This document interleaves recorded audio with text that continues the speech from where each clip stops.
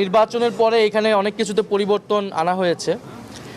তো আমরা এই আবু সাঈদের ছবির বিষয়টা আমরা তাদেরকে বলেছি, আমাদের অবজারভেশনে এটা এসেছে। তারা বলেছে আবু সাঈদ নিয়ে এটা তাদের পরিকল্পনায় আছে, আবু সাঈদ নিয়ে এখানে একটা ফিল্মও তারা তৈরি করছে, সেটাও তারা দেখাবে।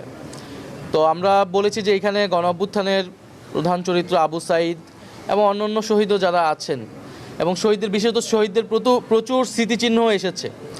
এখানে যা প্রদর্শিত হয়েছে তার কয়েক গুণ বেশি স্মৃতিচিহ্ন পরিবারগুলো তাদেরকে দিয়েছে। তো এগুলা কিভাবে আমরা শৈল্পিকভাবে আমরা প্রদর্শন করতে পারি আরও বেশি, এই ভবনের বাইরেও কিছু পরিকল্পনা ছিল সর্বশেষ যখন জাদুঘর, এখন সেই পরিকল্পনা কী পর্যায়ে আছে তারা বলতে পারেনি।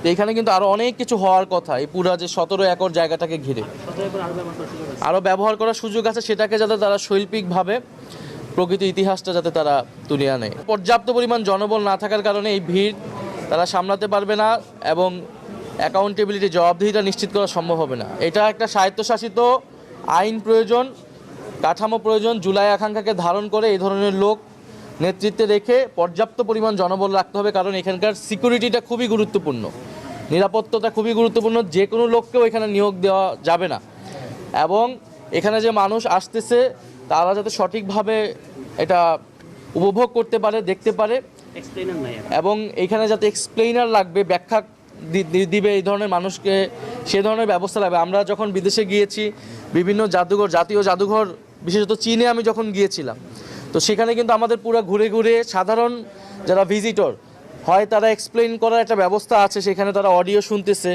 অথবা কেউ একজন ব্যাখ্যা করে করে সব কিছু বলছে। তো এইরকম এইখানে আধুনিক ব্যবস্থা লাগবে এই জাদুঘরে। বিএনপি হয়তো ভারতকে ভয় পাচ্ছে, তারা সবার আগে বাংলাদেশ বললেও আমরা দেখছি যে মানে যদি ভয় না পেতো তাহলে এটা তো আমাদের ইতিহাসের অংশ এবং এটা তো ভারত করেছে, তো যেটা ইতিহাসের অংশ সেটা কেন থাকবে না।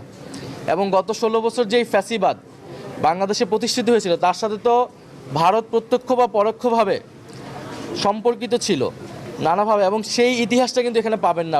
আপনার পুরো জাদুঘর ঘুরলে মনে হবে না যে এখানে যে এটা যে শুধু দেশীয় ফ্যাসিবাদ না, এটার সাথে যে বৈদেশিক শক্তি জড়িত ছিল, বিশেষত ভারত এখানে নানাভাবে, তো সেই ইতিহাসটা আসলে এটার প্রথম সবচেয়ে প্রত্যক্ষ করি আমরা বর্ডারে। আসলে সীমান্ত হত্যা, যদিও 71-এর পর থেকে সীমান্ত হত্যা শুরু হয়েছে, বিডিআর হত্যাকাণ্ড, ফেলানি হত্যাকাণ্ড, এটা 16 বছরের ইতিহাসের বাইরে হইলেও বিগত 16 বছরে যে ভারতীয় আগ্রাসন এদেশে ছিল, এই মোদি বিরোধী আন্দোলন, এই বিষয়গুলোকে আসলে তুলে ধরা মানে সরিয়ে দেওয়া হয়েছে। হয়তো সরিয়ে দিয়ে মনে করতেছে এই সরকার ভারতের সাথে সম্পর্ক তারা ভালো রাখতে পারবে, কিন্তু ভারতের সাথে তো আমাদের সম্পর্ক ভালো বা মন্দের বিষয় না, সম্পর্কটা হওয়া উচিত মর্যাদাপূর্ণ।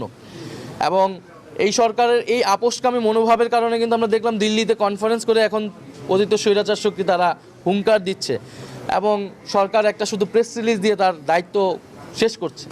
ফলে এখানে আপোষের আসলে কোনো সুযোগ নেই। আপোষ করে আমরা বাংলাদেশের স্বাধীনতা, সার্বভৌমত্ব এবং গণতন্ত্র রক্ষা করতে পারবো না।